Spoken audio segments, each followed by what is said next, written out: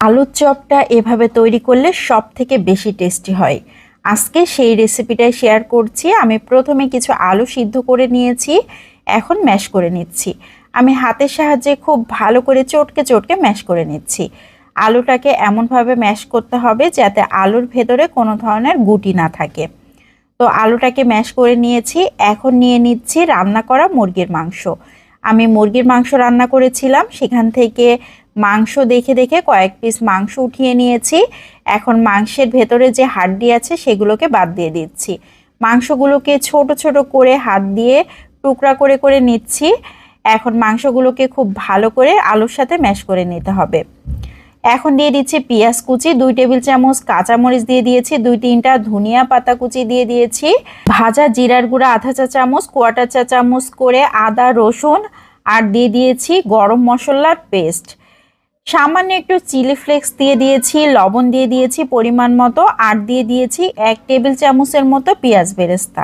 পেঁয়াজ বেরেস্তা হাতের কাছে থাকলে দিবেন, না হলে স্কিপ করতে পারেন। খুব ভালো করে চটকে চটকে মাখিয়ে নিয়েছি, সব যাতে একসাথে মিশে যায়। এমনিতেই এই ভর্তাটা খেতে অনেক বেশি মজার হয়, আর এটা দিয়ে চপ তৈরি করলে তো মাশাআল্লাহ অনেক মজার হয়।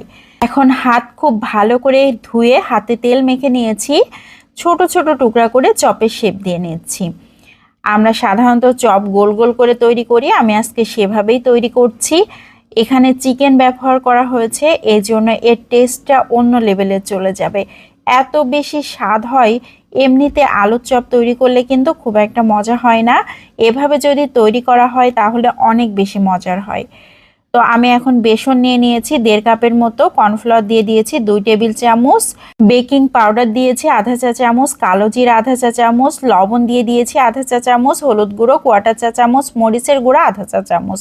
খুব ভালো করে শুকনো উপকরণগুলোকে মিশিয়ে নিয়ে এখন অল্প অল্প করে পানি দিচ্ছি আর একটা বেটার তৈরি করে নিচ্ছি।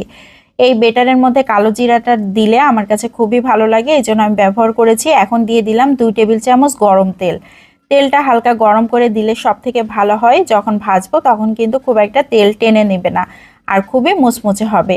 এখন একে একে চপগুলোকে বেসনের গুলায় দিয়ে এইভাবে ভেজে নিচ্ছি। তবে বেসনটাকে মাখিয়ে নিয়ে যদি রেস্টে রেখে দেওয়া হয় 15 থেকে 20 মিনিট কিংবা আধা ঘন্টা, তাহলে সব থেকে ভালো হয়।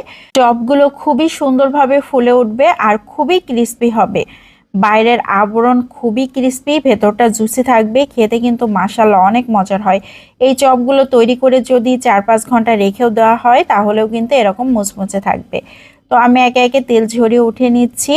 চপ তৈরি তো একদম কমপ্লিট হয়ে গিয়েছে। খেতে যে কি মজার হয়, একবার এভাবে তৈরি করে দেখেন কতটা মজার হয়। তো আজকের মতো বিদায় নিয়ে নিচ্ছি। সবাই ভালো থাকবেন, সুস্থ থাকবেন। আসসালামু আলাইকুম।